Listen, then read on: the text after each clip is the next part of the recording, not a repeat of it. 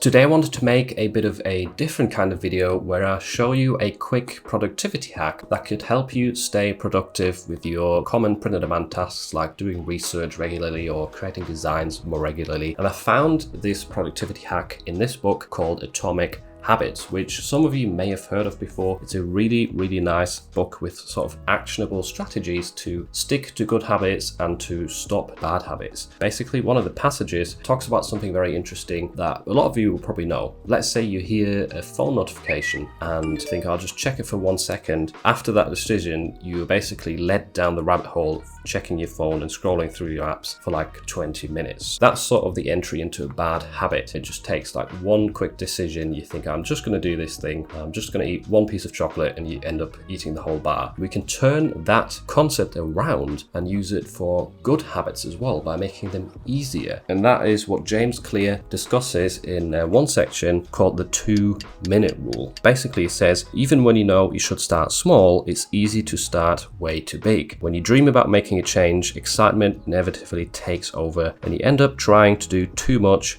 too soon. However, the most effective way I know to counteract this tendency is to use the 2-minute rule, which states when you start a new habit, it should take less than 2 minutes to do. You'll find that you can do nearly every habit this way if you scale it down into 2-minute versions. So for example, if you want to read before bed every time, change that to read 1 page. This is something that's been working for me. I don't generally feel motivated to read, but I do want to read more. So I just tell myself, even if you just read 1 page, that's fine. I typically end up reading more than 1 page because I'm enjoying what I'm reading. You could also do 30 minutes of yoga becomes take out my yoga mat. Study for class becomes open my notes, and so on. There's some more examples here, and essentially how you can apply this to print on demand. Let's say you're struggling to get into the habit of just doing more research. You've spent a week without doing any work on your print on demand business. You could literally just set yourself the goal, rather than doing an hour of research, to open your research software at, I don't know, maybe 8 in the evening. Whenever you have time, just set the goal to open the software. That's all it takes. So once you've opened it, you'll probably see an interesting t-shirt and you'll start scrolling and the habit will begin. And even if you just do it for 2 minutes, you could set yourself a timer. And if the timer's up, you can essentially stop researching, but you probably find that once you get into the zone a bit, that you will want to look further.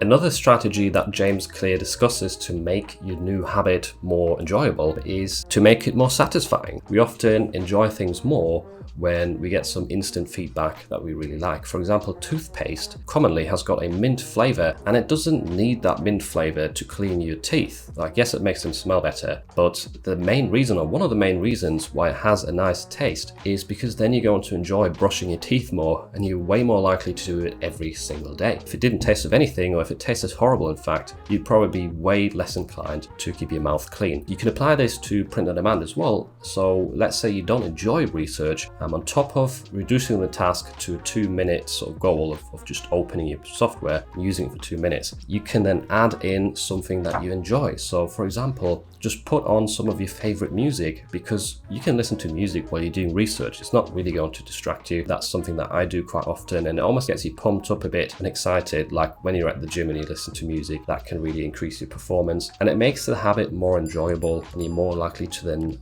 repeat it or to carry it on for longer. One strategy that I've used before when uploading to merch for Amazon, because I do upload manually to merch, which can take forever. If you're in a high tier, you have a lot of upload slots and it takes like a few hours to fill them up every day. One way that I've used before to keep myself motivated is I made myself a smoothie. I just put it on my desk and I said every 10 or 20 designs you can take a sip of this smoothie. So I'd quickly get through these different design uploads, and then I'd reward myself with a drink from my smoothie, and that would carry on until it was empty, like, I don't know, half an hour later. And that way I made that sort of boring task of uploading designs more enjoyable, and I look forward to it more next time that I do that, because I really like the smoothie. I also combine it with audiobooks, so if any of you like listening to audiobooks while you're uploading, that's really a great thing, because it doesn't distract you as much as, for example, watching a show.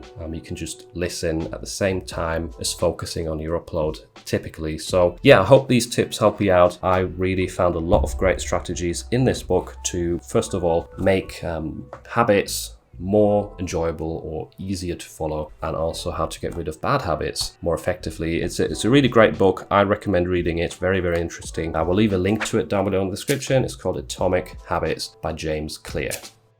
And in case you're currently feeling a bit demotivated and down about your lack of progress with print on demand, then definitely make sure to check out this video next, where I share multiple reasons with you of why you should not quit print on demand.